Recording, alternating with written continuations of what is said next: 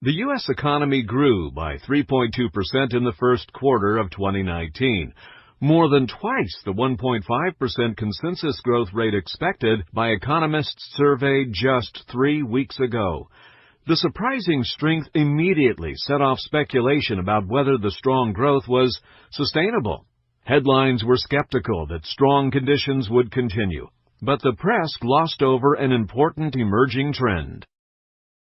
According to independent economist Fritz Meyer, whose research we license to share with our clients and friends, the economic strength is partly attributable to an emerging trend in government spending. Over the last few years, state and local government spending has slowly climbed back to normal following the Great Recession and grew 1.8% in the 12 months ended March 31st. But because states and municipalities made such deep cuts from mid-2009 to late 2011, this trend has staying power.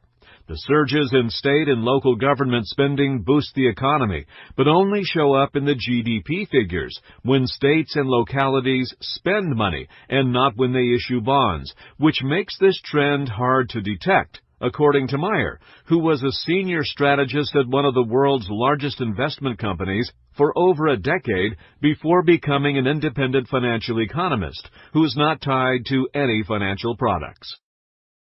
Meanwhile, the private sector, the main engine of U.S. economic growth, has accelerated. From the fourth quarter of 2009 to March 31st, 2019, the compound average growth rate of the private sector was 2.9%, much better than the 2.5% at the peak of the last economic expansion.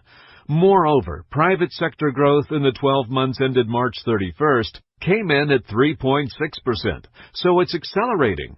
With private sector growth accelerating, the increase in state and local government in the background is boosting a key fundamental factor in U.S. economic growth.